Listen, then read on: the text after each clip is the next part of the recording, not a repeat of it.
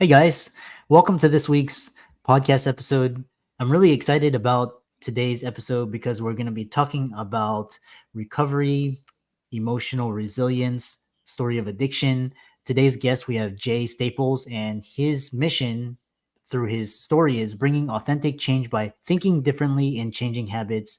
And he's got a powerful message. So I'm happy to welcome Jay to the show. Welcome. Well, I'm honored to be here. I'm excited to be here. So I'm an open book. So hopefully I can help someone here. So Yeah. Yeah, and that's why I have you on the show is, hopefully this message will hit someone, inspire someone, kind of raise awareness, and resonate with them. So kind of tell people your story, your struggles, how you overcame them, and we'll get into the meat of it. well, how much time do you have? But it's as you can probably tell over my shoulder. Grew up in Wisconsin.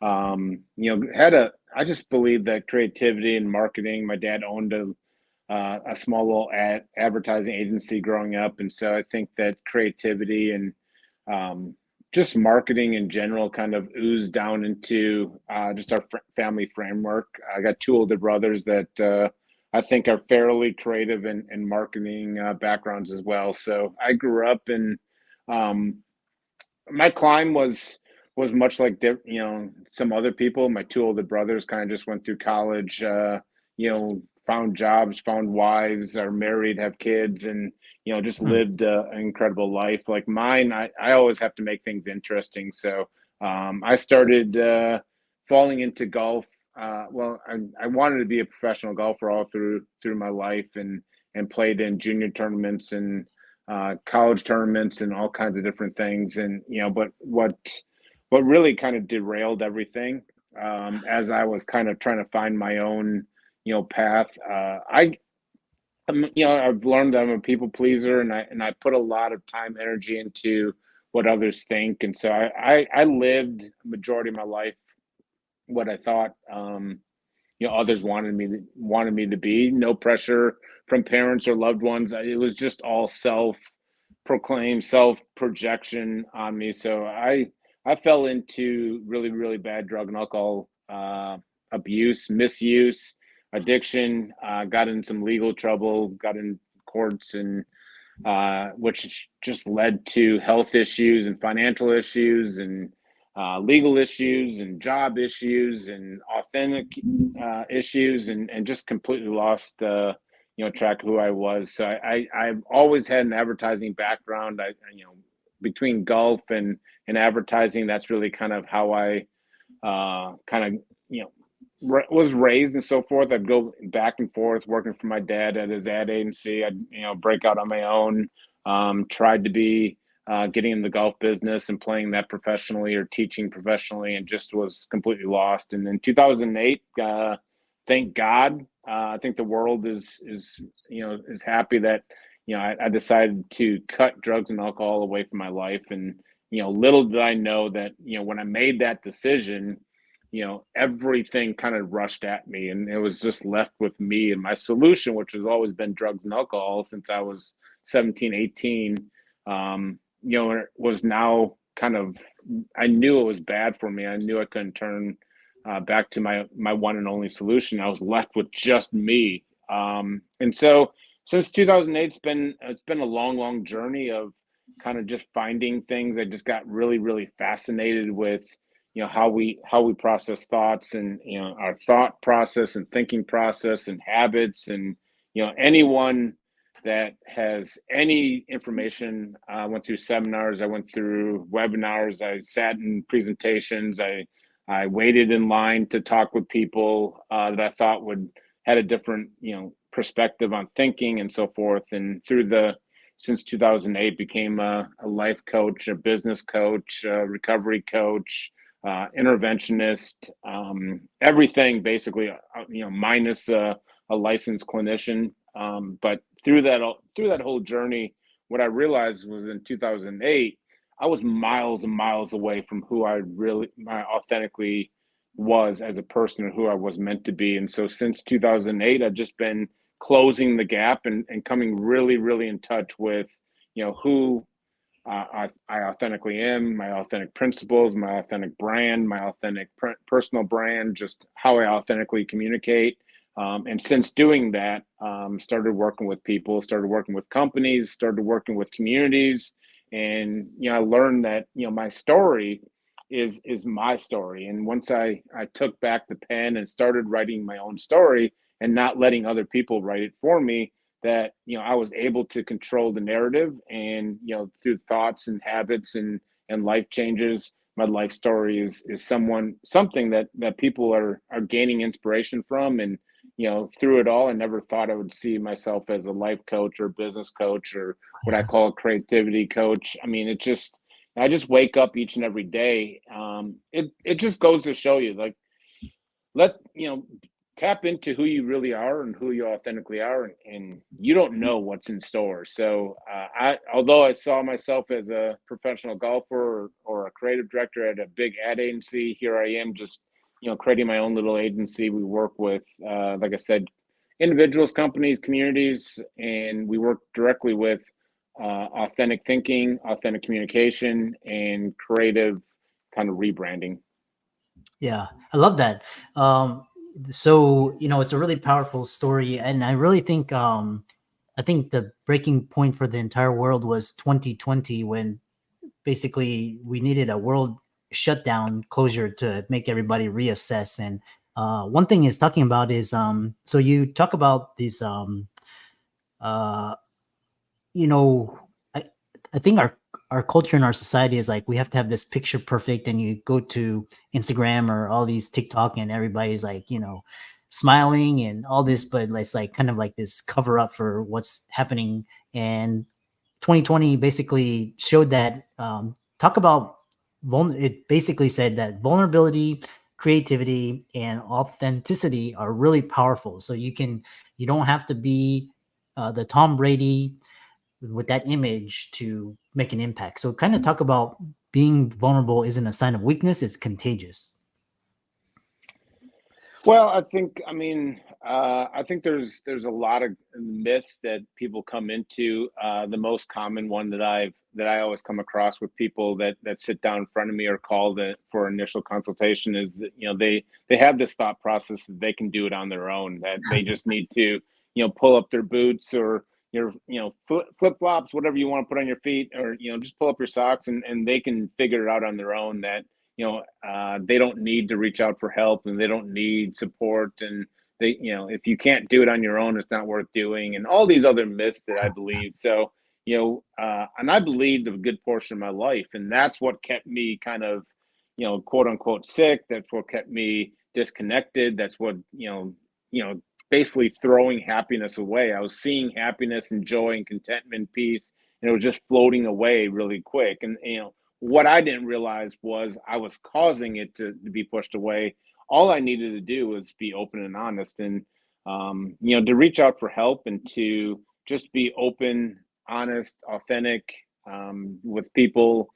I've had some people in and out of my life that you know weren't there for all the right reasons. And what I've learned since this whole journey, and the 2020 shutdown, is has really stress the importance, because we were just left on our own, and people were kind of trapped in their houses or whatever it may be, and a lot of different issues came out of it. So I'm glad to hear that. I think more and more people are reaching for help. I'm glad that social media is an avenue that we can spread hope, and we can spread connection, and we can spread all kinds. But the other side of social media, what it also does is spread the narrative that you want people to put out. And a lot of times that's playing different characters, and that's a lot of time not really what you truly are. You just want to put out this smiling, or this beautiful steak dinner that you went out to, but inside you're just a mess. And so Yeah. I think vulnerable, I think when you really start finding out who you authentically are, like when you truly authentically get connected with who you are as a person on the inside, minus all the stuff on the outside, minus what your business card says, minus who's sleeping with you, next to you, or the cat, the dog, the size of the house, whatever it may be. You take away all that, and when you get connected with, authentically connected with who you are in inside, I think that's the first step. You start getting vulnerable, get vulnerable with the right people, you get connected. And once you get connected, you really can tap into creativity. I just really think that that's kind of the domino effect. So, people think that creativity is only been blessed with a few, that not all of us are creative. And, I challenge that narrative. I believe that creativity is personal. And whatever you find, that everyone has a creative way of doing something. And,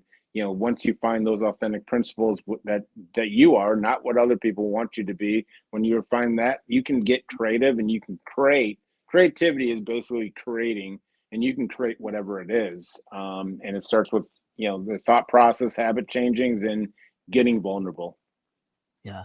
I love this idea that everybody's creative, because I think the school system and the media and all of our traditional institutions, they beat it out of us, and they make it seem like there's something wrong with us if if we go off the beaten path, which is quite interesting. And everybody is innately creative, which you talked about.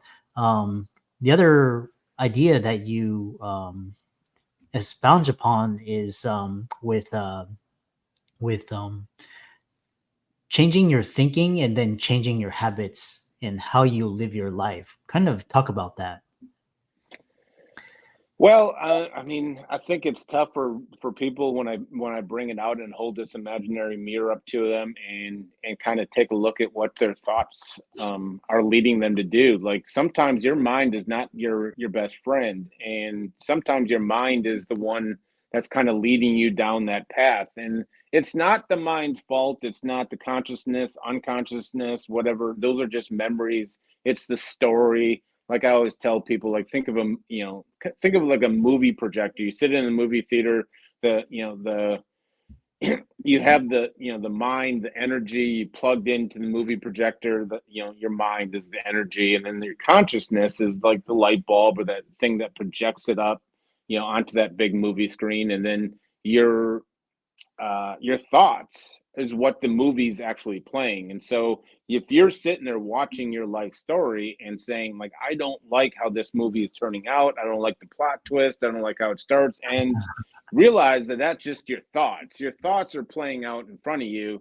And so, when the mind's not to blame, but your mind is just going through all the things you said to it, all the things, all the memories, all the, whatever it may be. And a lot of, sometimes it's there to protect you. And, when you can control the narrative, when you can control that movie, which is controlling your thoughts, and realize that, the habits that you're forming, start with a thought process. Like, I hate going to gyms, but I've tried numerous times. I've hired probably 15 personal trainers through my career. I've, went to the fancy gyms, the low key gyms, the local gyms, the gym far away. And, I didn't see, after a week of going to the gym, I'll look in the mirror and say, I don't feel any different. I don't see any different, so I quit and I walk away. Because, with habits, most people want to see kind of an immediate reward. And so, and more often than not, like, the bad habits, more often than not, are more immediate rewards. If you want to drink too much, or spend, or shop, or gamble, or, chase, opposite sex, same sex, whatever it may be, more often than not, those habits that you have are probably immediate rewards. And sometimes the healthy habits and the healthy thought process, you won't necessarily see kind of immediate. It's going to the gym. And so if you commit yourself to small changes, because I think, if you're anything like me, I want immediate gratification, I want immediate change. And so what I always say to people is, you don't have to be 100%, you don't have to get 100% better tomorrow, because you're going to quit, because it's impossible to get that much better. Just get 1% better each and every day.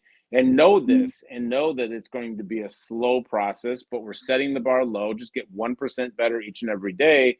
And if you continue to do that through small little habits, and reward yourself for these habits, for a thought change, like, consciously give yourself some kind of reward, acknowledge yourself, whatever it may be. Because if you start to change a habit has to be ingrained in you. And so, to get it ingrained and to have a healthy reward system and so forth and a healthy thought process, like the movie playing in front of you is going to be a lot more enjoyable as you watch your life story. And you didn't do anything other than small little thought changes and small little habit changes. You get 1% better each and every day. If you keep doing that, you're going to look back and you're going to be so far away from where you started. It's not going to feel like it, but you're just going to be like, whoa, I started way back there. And so if we get out of the mind frame of like everything's got to change, like if I'm going to change, I'm going to change everything. That's where most people, the people that, the clients that continually keep calling me, leave me for a couple months, call me and say my life hasn't gotten better, more often than not, they want this huge change. They want everything. And so, the people I see with successful and the successful entrepreneurs and the business people that I've had an opportunity to talk with and kind of get their mind frame around is just get 1% better each and every day. And you'd be shocked at how far you get. So Yeah, I love that. And there's this I love there's this viral reel on TikTok where it's talking about Kobe, and basically I love starting a habit and just giving yourself, let's say, a week, 2 weeks, a month, just basically the same thing every day and see how it goes. And what do you learn from that habit? How can you get better? And he's talking about just basically getting better, getting in, getting into the gyms, getting started. It can be whatever. It could be writing, exercise, diet, and basically what you're talking about, getting 1% better. You also mentioned this idea of these gifts of imperfection, and I love this idea because if you look at all across social media, people think, oh, you got to have this like, you know, beautiful model or this like ripped athlete or this celebrity, and you have to spend tens of thousands on this one but actually you just need a camera, and you need an internet connection, and you just basically start putting stuff up there. So kind of talk people about these gifts of imperfection and how we sell ourselves short. well, I mean, Gary V. I think if you know social media, you know Gary V. I mean, he says it the best. I mean, the only thing preventing you is your own fear and how you're going to look, and just going and having friends show up and be like, "Did you really put that video on there?" And so, and that's exactly true. I mean, it can be true for a lot of different things, whether it's social media posts or being authentic or showing up and or wearing whatever. So often as not, if you can go into a crowded room and be content with who you are and your feet squarely on the ground, that's the ultimate goal. And so, like, yeah, it's just do it. I hate to get all Nike on people, but I think fear paralyzes me. It just, I just freeze, and that's one of the reasons. That's one of the many ways that I've reached out to creativity. And so when I get into fear, I know it paralyzes me, and sometimes I just have to be open and honest and say, you know sorry, I left you there. I just got really paralyzed with fear, what you mentioned, what you said, or just being open about that, and then get real creative around that fear, around not holding you back and not setting you back. And that starts with a thought process, and changing your thoughts. But fear is powerful. There's fear comes in thousand different ways, and if one way doesn't work, fear just has a way of doubling back and kind of trying a different direction. So fear prevents everything. So it's I see a lot of people talk about you know I love when people debunk kind of these fears and myths. The one this morning, I was online because I do about an hour of online scrolling every morning, is kind of drinking coffee. It's just my morning routine kind of. But one Yeah. person's there's one person that's been debunking rules, and it's like starting a company is really, really expensive.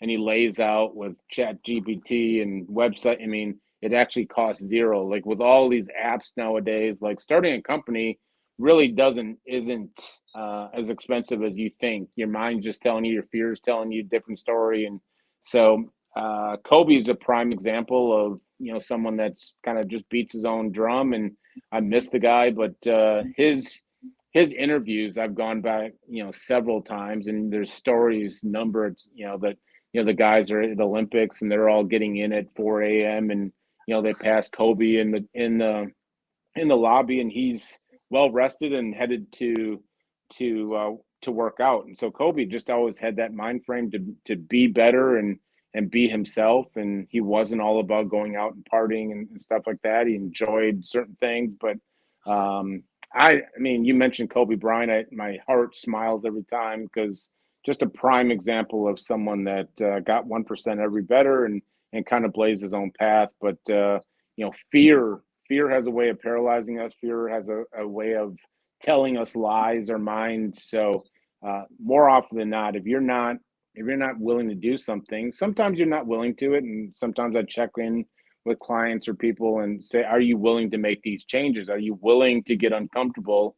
Because sometimes it's going to be uncomfortable, but if you're willing to do it, then we can get creative and overcome that fear and surrender the outcome. Everyone wants this outcome. If I do this, I want the beautiful spouse. If I get this, I want the big yacht. If I get this, if we surrender those outcomes, and how about if you just do this and you do what, be impeccable with your word, one of the 4 agreements. And if we're being impeccable with our word to ourselves and follow through and surrender the outcomes, sky's the limit for you. Because sometimes our goals are actually like halfway to where we're capable of reaching. So I tell people to surrender the outcomes and overcome one day at a time, get 1% better, do what you can today. Like if you want to, post on social media, do one video today, no matter what it looks like, and just put it out and go from there. Yeah. Yeah. And, it's all about, habits and just getting better. One last thing is, how can, before how can guests contact you is, how do, for those struggling with addiction or with these vices or those struggling, what is your number one advice, number one tip, and how can people reach you? Well, I think the number one thing is kind of what we're kind of saying, like, making a video on social media, like just reach out. Yeah. Whether it's me or someone else. I mean, get it out into public air. Don't keep it in with yourself. So if you're a spouse or a loved one or family or whoever it is, like just make a commitment to become authentic and reach out with someone and say that I'm struggling with such and such and such and such. And sometimes they'll be completely shocked, depending on how well you're hiding it. But the first key is what I always say: allow it to hit public air, because healing heart starts when it gets to public air. Because if air can't get to it, you're just keeping it inside and pushing it down and moving it all around your, stress, anxiety, depression, thought process. It shifts all over your body sometimes, but we're just pushing it down. Get it into public air. If they want to reach out to me, you can go to Caddy Creative Agency. There's a contact form there. I still love seeing those. So you'll reach me directly. It's not my assistant. It's not anyone here at my agency. I still love reaching out. So I'll be more than happy to direct you in simple resources or things to do and or whatever it may be. But the most important thing is to get it in the public air. It's going to feel so much better when you do. And I'm not going to force you to do anything. Once again, we're not going to push you down one path. We're going to surrender the outcome.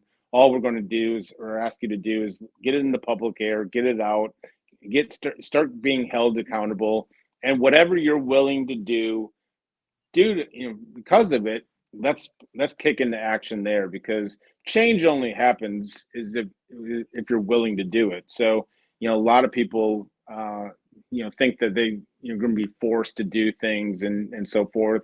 My question is always, are you willing to do this? Are you open to it, and are you willing to whatever it may be? And if they say, I don't, no one's automatically going to scream yes. But if there's some hesitation, if there's some openness, if there's a small amount of willingness to do something different, that's when change happens. So the decision to get open, to be open and vulnerable and get into public air, you just started change. You started something, and let's empower it. We're not going to push anything on you.